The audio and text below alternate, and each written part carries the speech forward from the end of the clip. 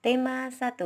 Muatan IPA, Bunyi dan Indera Pendengaran.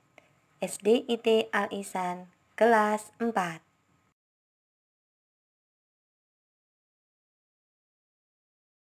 Assalamualaikum warahmatullahi wabarakatuh. Bagaimana kabarnya teman-teman? Semoga teman-teman selalu sehat. Sudah sepatutnya kita mensyukuri nikmat yang telah diberikan Allah SWT kepada kita. Salah satu nikmat terbesarnya adalah kita diberi telinga yang sehat. Dengan telinga ini, kita dapat mendengar berbagai bunyi yang ada di dunia ini. Bisa dibayangkan, jika salah satu nikmat ini tidak ada, bukan? Kita tidak dapat mendengarkan apapun yang ada di sekitar kita. Oleh karena itu, kita harus merawatnya dengan baik.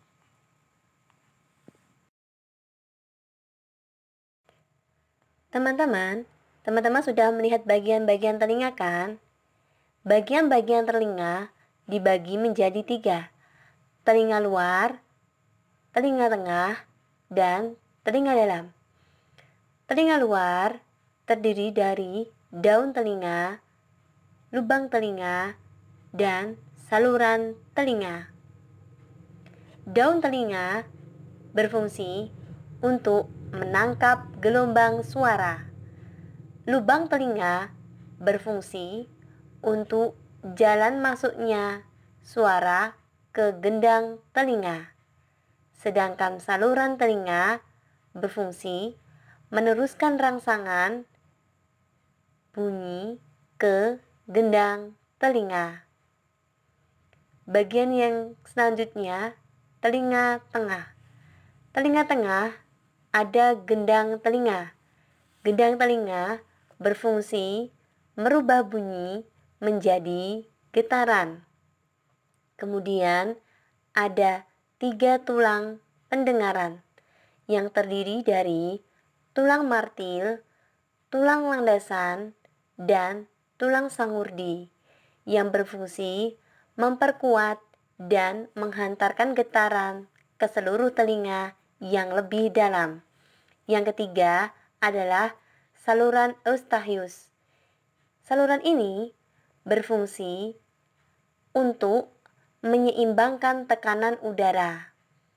Sedangkan telinga bagian dalam terdiri dari saluran setengah lingkaran. Saluran setengah lingkaran berfungsi untuk menjaga keseimbangan tubuh. Kemudian ada tingkap oval. Tingkap oval ini berfungsi untuk meneruskan getaran ke rumah siput. Kemudian yang terakhir ada rumah siput. Rumah siput disebut juga dengan koklea yang berfungsi untuk merubah getaran menjadi impuls atau rangsangan menuju otak melalui syaraf.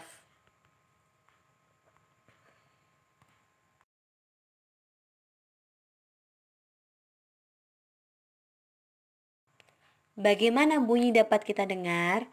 Bunyi dapat membuat udara bergetar. Getaran bunyi ditangkap oleh telinga bagian luar, kemudian disalurkan ke bagian dalam. Getaran bunyi akan sampai ke selembar kulit tipis atau gendang telinga. Hal ini menyebabkan gendang telinga bergetar, kemudian ke telinga tengah. Getaran disalurkan melalui jembatan 3 tulang pendengaran, yaitu martil, landasan, dan sangurdi, menuju ke pintu masuk dalam, melalui jendela oval, kemudian menuju ke koklea.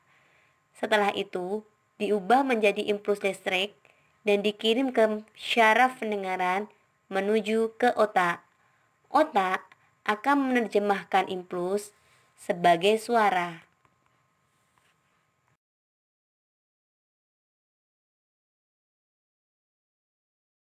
Cara merawat telinga. Yang pertama, yaitu mendengarkan hal-hal yang baik. Yang kedua, hentikan kebiasaan mengorek telinga.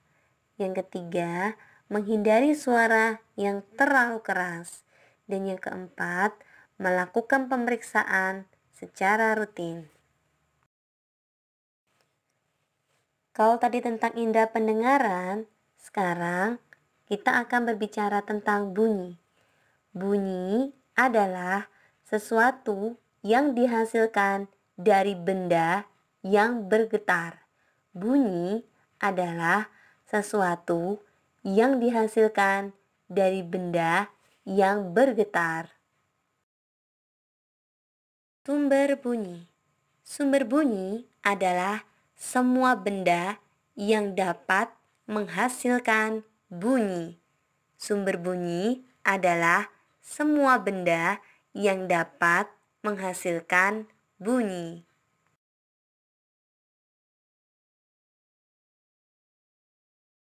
Teman-teman, di sini ada contoh sumber bunyi. Yang pertama adalah petir. Yang kedua adalah televisi. Yang ketiga adalah gitar. Yang keempat adalah alat-alat transportasi.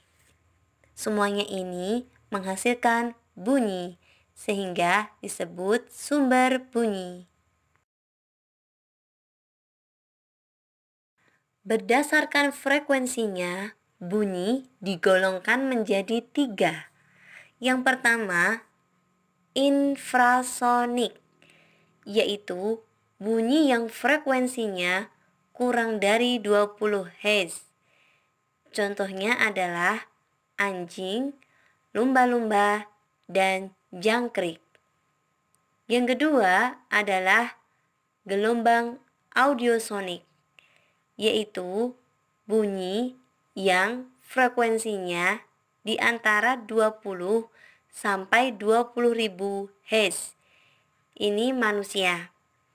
Kemudian ada gelombang ultrasonik, yaitu bunyi yang frekuensinya lebih dari 20.000 Hz. Contohnya adalah ikan, paus, kelelawar, dan tikus.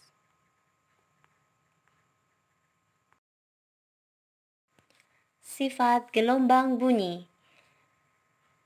Sifat gelombang bunyi yang pertama, bahwa bunyi merambat memerlukan medium.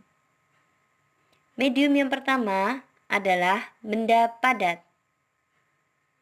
Cara membuktikannya adalah di sana kita dapat melihat seorang gambar anak yang sedang bermain telepon kaleng. Di sana kita dapat mendengar suara teman kita. Apabila dawai ataupun tali itu dikencangkan, maka suara akan terdengar. Tetapi, jika tali atau dawai tersebut tidak dikencangkan, maka kita tidak dapat mendengar bunyi tersebut. Yang kedua adalah merambat melalui benda cair. Di sana, teman-teman, kita dapat melihat bahwa seorang anak dengan bantuan corong yang diletakkan di atas ember yang berisi air, kemudian mengetuk dinding ember dengan sebuah batu, maka akan terdengar suara ketukan batu. Hal ini menunjukkan bahwa bunyi dapat merambat melalui benda cair. Dan yang ketiga, bunyi dapat merambat melalui gas atau udara. Contohnya, di sini ada lonceng. Lonceng yang digerakkan kemudian menuju ke telinga kita yang kita dengar melalui udara. Kemudian petir. Petir merambat, suara petir merambat sampai ke telinga kita melalui udara. Bunyi tidak dapat kita dengar di ruang yang hampa udara karena tidak ada medium perantara. Sifat bunyi yang kedua adalah bunyi dapat mengalami pemantulan. Yang ketiga, bunyi dapat mengalami pembiasan. Hal ini dapat kita dengar ketika suara petir yang terlihat keras pada malam hari. Kemudian yang keempat, bunyi dapat diserap. Yang kelima, bunyi dapat mengalami perpaduan. Teman-teman, setelah ini lakukan percobaan tentang pemantulan dan penyerapan bunyi pada panduan buku tema 1 halaman 69. Kemudian, tulis laporan kegiatan percobaanmu di buku paket tema 1 halaman 71. Pemantulan dan penyerapan bunyi akan kita lanjutkan kembali di pekan selanjutnya ya teman-teman. Selamat melakukan percobaan, semoga berhasil. Cukup sekian, kita baca hamdalah. Alhamdulillahirrabbilalamin. Wassalamualaikum warahmatullahi wabarakatuh.